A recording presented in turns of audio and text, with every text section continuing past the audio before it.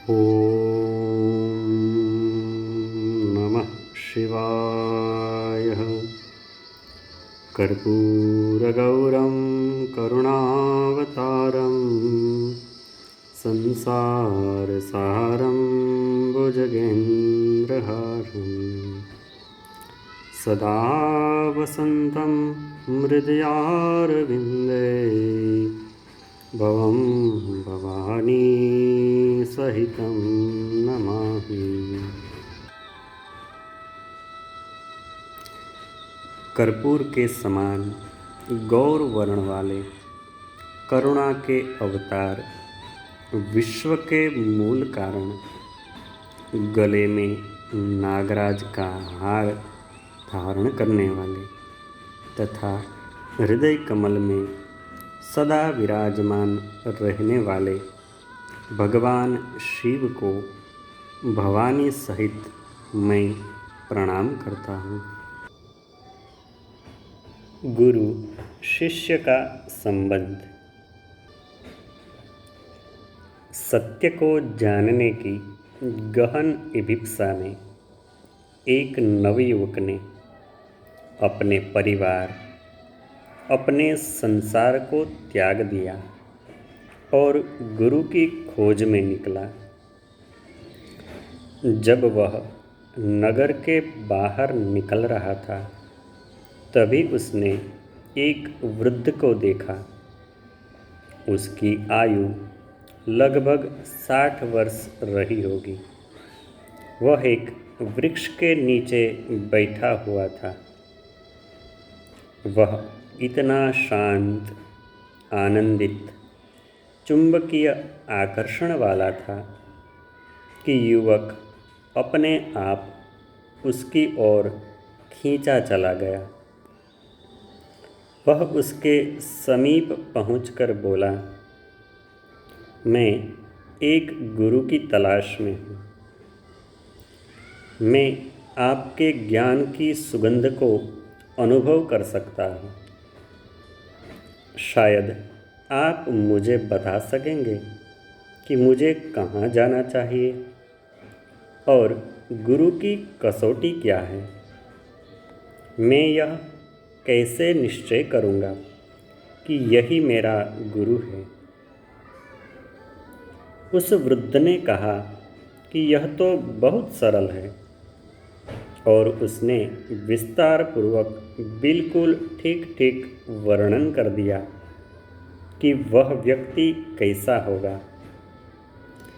किस तरह का वातावरण उसके आसपास होगा, वह कितनी आयु का होगा, यहाँ तक कि वह कौन से वृक्ष के नीचे बैठा मिलेगा, यह भी बता दिया। युवक ने उस वृद्ध को धन्यवाद दिया। वृद्ध ने कहा, मुझे धन्यवाद देने का समय अभी नहीं आया है। मैं धन्यवाद की प्रतीक्षा करूँगा। 30 साल तक वह रेगिस्तानों में, जंगलों में, पहाड़ों में गुरु की तलाश करता रहा, पर वे कसौटियाँ कभी भी पूरी न हो सकीं। थक कर पूरी तरह से निराश होकर वह अपने गांव वापस लौटा। अब वह जवान न था। जब वह घर छोड़कर गया था, उसकी आयु 30 वर्ष के लगभग थी। अब वह करीब 60 वर्ष का हो गया था। पर जैसे ही वह अपने गृह नगर में प्रवेश करने को था, उसने उसी वृद्ध को उसी वृक्ष के नीचे बैठा हुआ देखा। वह अपनी आँखों पर विश्वास ही न कर सका। उसने कहा, हे भगवान, इसी आदमी का तो उसने वर्णन किया था। उसने यहाँ तक कहा था कि वह 90 वर्ष का होगा। यहीं तो वह वृद्ध है, मैं कितना बेहोश रहा होऊंगा कि मैंने उस वृक्ष को भी नहीं देखा जिसके नीचे वह बैठा हुआ था, और वह सुगंध जिसका उसने जिक्र किया था, वह दीप्ति, वह उपस्थिति, वह उसके चारों ओर की जीवंतता, वह उसके पैरों पर गिर पड़ा और उसने कहा, यह कैसा मजाक है। 30 साल तक मैं भटकता रहा और आप सब जानते थे। उस वृद्ध आदमी ने कहा, मेरे जानने से क्या अंतर पड़ता है? सवाल यह है कि क्या तुम जानते थे? मैंने तो उसका एकदम ठीक ठीक वर्णन कर दिया था, पर फिर भी भटकना पड़ा। केवल इस 30 साल के संघर्ष के बाद ही तुम में थोड़ा सा होश आया।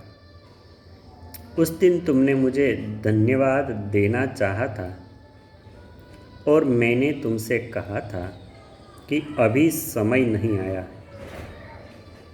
एक दिन समय आएगा, तुम उसी दिन मुझे चुन सकते थे, लेकिन तुम्हारा भी दोष नहीं। तुम्हारे पास वे आंखें ही न थी। तुमने मेरे शब्द तो सुने, पर तुम उनका अर्थ न समझ सके। मैं तुम्हारे सामने अपना ही वर्णन कर रहा था, पर तुम मेरी खोज कहीं और करने की सोच रहे थे। शिष्य गुरु को केवल संयोग से ही पाता है। वह चलता है, गिरता है, फिर उठकर खड़ा होता है। धीरे धीरे थोड़ी थोड़ी जागरूकता उसमें आती जाती है। जहाँ तक गुरु का संबंध है, वह कुछ विशेष लोगों की होशपूर्वक प्रतीक्षा कर रहा होता है। वह उन लोगों तक पहुँचने का हर संभव प्रयत्न भी करता है, लेकिन कठिनाई यह है कि वे सभी बेहोश हैं। गुरु तुम्हें अस्तित्व देता है, ज्ञान नहीं। वह तुम्हारे अस्तित्व को, तुम्हारे जीवन को अधिक विस्तृत करता है, लेकिन ज्ञान को नहीं। वह तुम्हें एक बीज देता है और तुम भूमि बनकर उस बीज को अंकुरित होने, पनपने एवं खिलने दे सकते हो। यही गुरु और शिष्य में अंतर है। गुरु जागा हुआ है, शिष्य सोया हुआ है। गुरु का काम शिष्य को जगाना है, जिससे वह अपने लक्ष्य को पहचानकर श्रेय मार्ग पर चलने लगे। जब तक शिष्य में अपने कल्याण की लगन नहीं है, मुमुक्षा नहीं है, उत्कट अभिलाषा नहीं है, तब तक वह सोया ही रहेगा। गुरु के संपर्क में आकर भी वह सोया ही रहेगा। फल जब पककर तैयार हो जाता है, तो तोता स्वयं ही फल के पास पहुंच जाता है। ऐसे ही शिष्य जिज्ञासु है, तो गुरु उसकी खोज कर लेता है। गुरु, शास्त्र, भगवान सभी है और सब समय है, लेकिन शिष्य का आकर्षण संसार में अधिक होने से उनकी ओर शिष्य की प्रवृत्ति नहीं है। गुरु मिलने पर भी शिष्य पहचान नहीं पाता है। अर्जुन महाराज भगवान श्री कृष्ण के सखा थे, किंतु भगवान को नहीं जान पाए। किंतु युद्ध के मैदान में जब हताश होकर रथ के पिछले भाग में बैठ गए, तब उन्हें गुरु की आवश्यकता अनुभव हुई और उन्होंने कहा, कायरता रूप दोष से उपहत हुए स्वभाव वाला तथा धर्म के विषय में मोहित चित्त हुआ मैं आपसे पूछता हूँ कि जो साधन निश्चित कल्याणकारक हो वह मेरे लिए कहिए, क्योंकि मैं आपका शिष्य हूँ। इसलिए आपके शरण हुए मुझको शिक्षा दीजिए। तब भगवान ने अर्जुन महाराज को समझाया। तब भगवान ने अर्जुन महाराज को समझाया कि बिना ज्ञान के व्यक्ति पंगु है।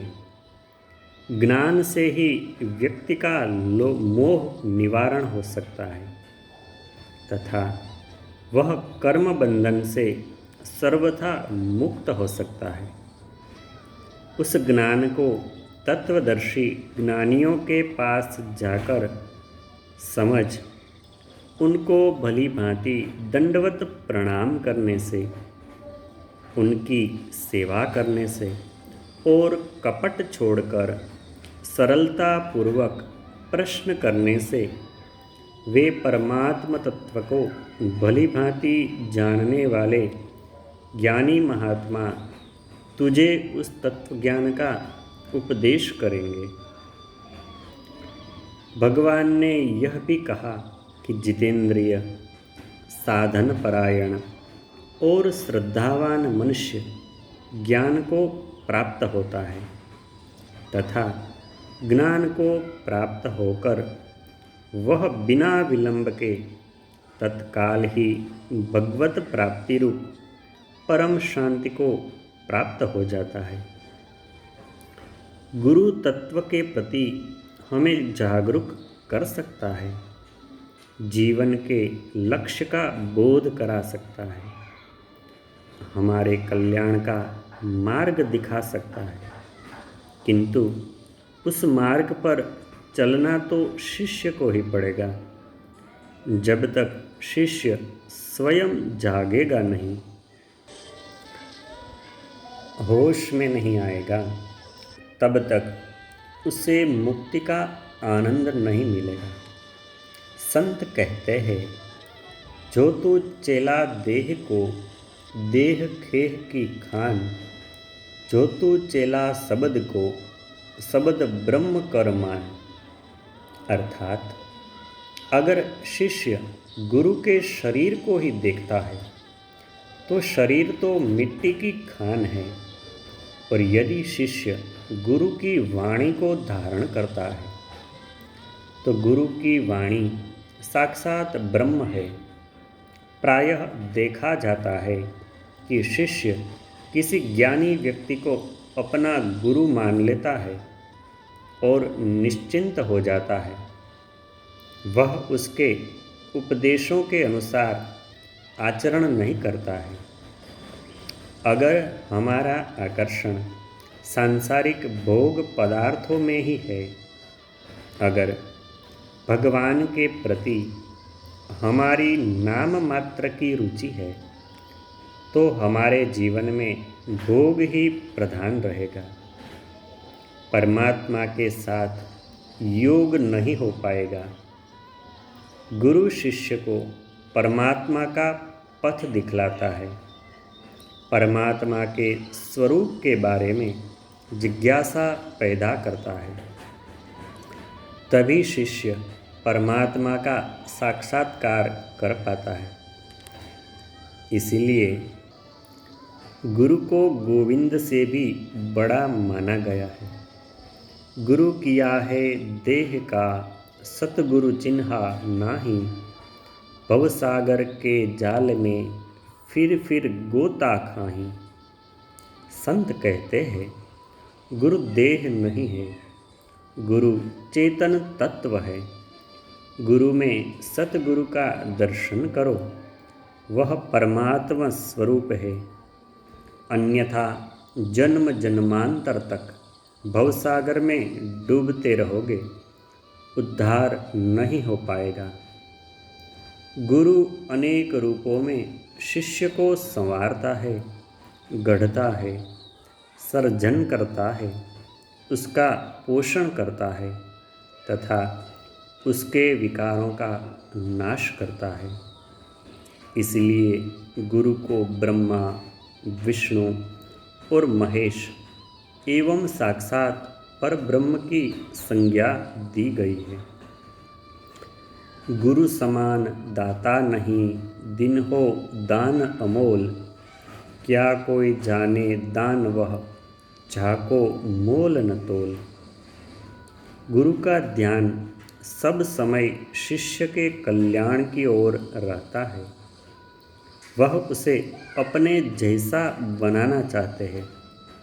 अपने से भी श्रेष्ठ बनाने की गुरु की चाह रहती है। वर्तमान युग कलुषता एवं मलिनता का युग है।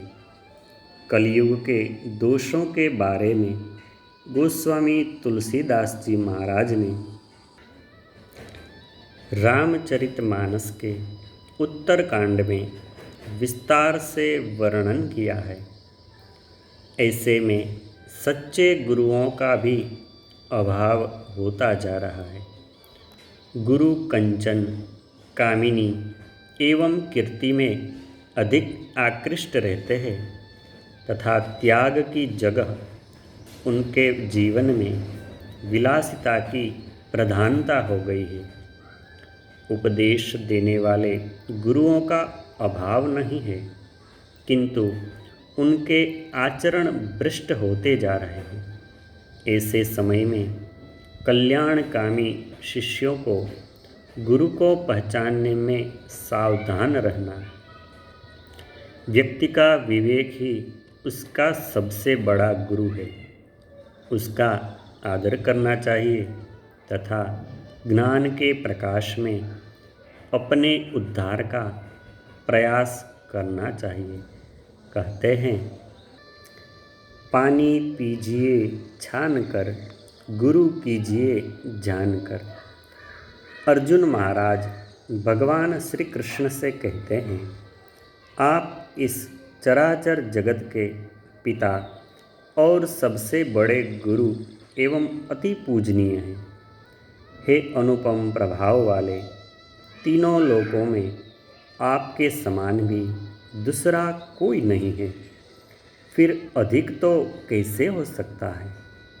अतः भगवान को जगत गुरु मानते हुए कृष्णं वंदे जगद्गुरुम एवं उनकी वाणी गीता को उनका गुरु मंत्र मानते हुए हमें इस संबंध में अपने कल्याण को ही सर्वोपरि महत्व देना चाहिए तथा कामी, कपटी और लोभी गुरुओं से सावधान रहना चाहिए।